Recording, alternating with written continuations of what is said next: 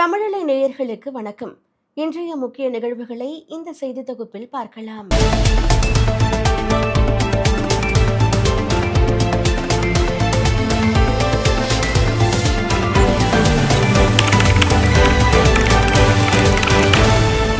எந்த கட்சியுடனும் கூட்டணி பேச்சுவார்த்தை நடத்தவில்லை என்று தமிழக வெற்றிக் கழகம் தெரிவித்துள்ளது.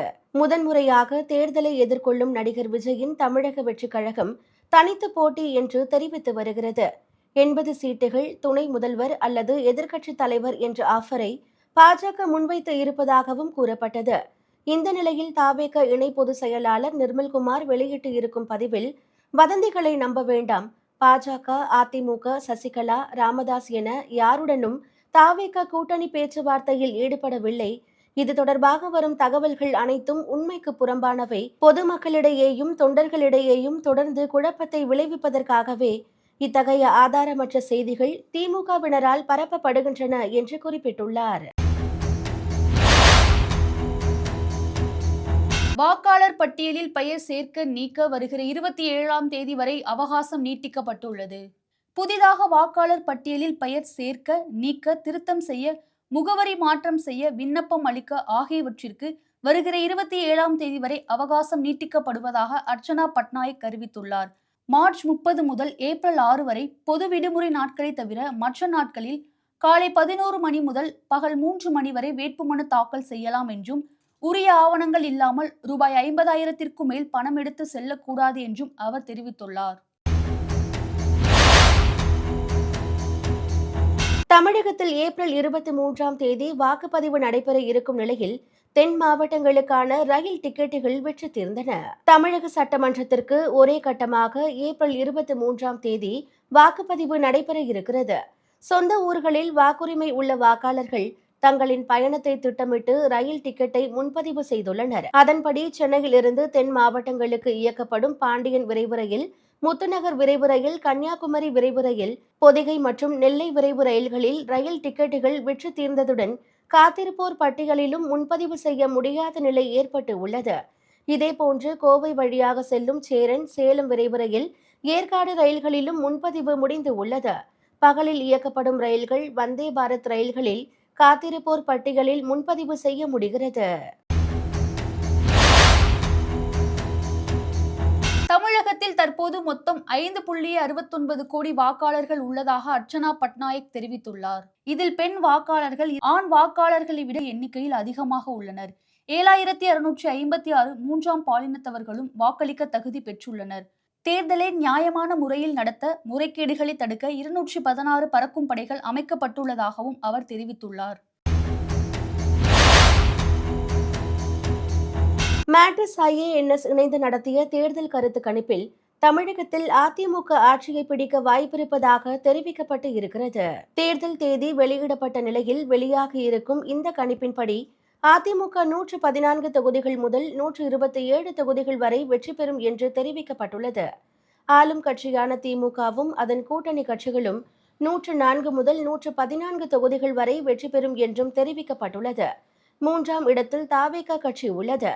கருத்து கணிப்பின்படி தமிழக வெற்றிக் கழகம் 6 முதல் 12 தொகுதிகள் வரை வெற்றி பெறலாம் என தெரிவிக்கப்பட்டுள்ளது.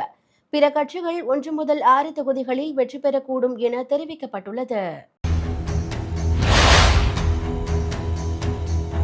தவேக தலைவர் விஜய் தேர்தல் பணிகளை கருத்தில் கொண்டு கரூர் விபத்து வழக்கின் CBI விசாரணை டெல்லிக்கு பதிலாக தமிழ்நாட்டிலே நடத்த வேண்டும் என கோரிக்கை கடிதம் எழுதியுள்ளார். கரூர் தவேக பிரச்சார கூட்டத்தில் ஏற்பட்ட எதிர்பாராத நெரிசலில் 41 பேர் உயிரிழந்தனர்.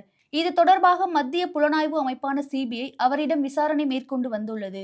இந்த வழக்கின் ஒரு பகுதியாக தவேக தலைவர் விஜய் இதுவரை 3 முறை டெல்லியில் உள்ள CBI அலுவலகத்தில் நேரில் ஆஜராகி விளக்கம் அளித்திருக்கும் நிலையில் தற்போது விஜய் விசாரணையை டெல்லிக்கு பதிலாக தமிழ்நாட்டிலே நடத்த வேண்டும் என கோரிக்கை விடுத்துள்ளார்.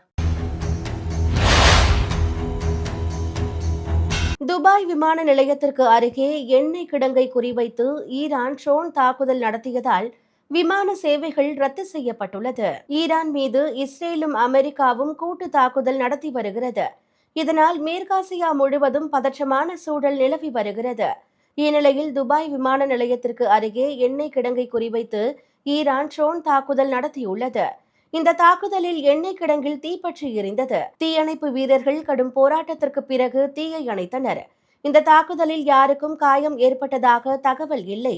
சம்பவ இடத்திற்கு அவசர கால மீட்பு குழுக்கள் விரைந்த நிலையில் தற்போது நிலைமை முழுமையாக கட்டுக்குள் கொண்டுவரப்பட்டதாக அதிகாரிகள் தெரிவித்தனர். இதைத் தொடர்ந்து எமிரேட்ஸ் விமான நிறுவனம் துபாயில் இருந்து புறப்படும் மற்றும் துபாயில் இருந்து வந்து சேரும் அனைத்து விமானங்களையும் ரத்து செய்து உள்ளது.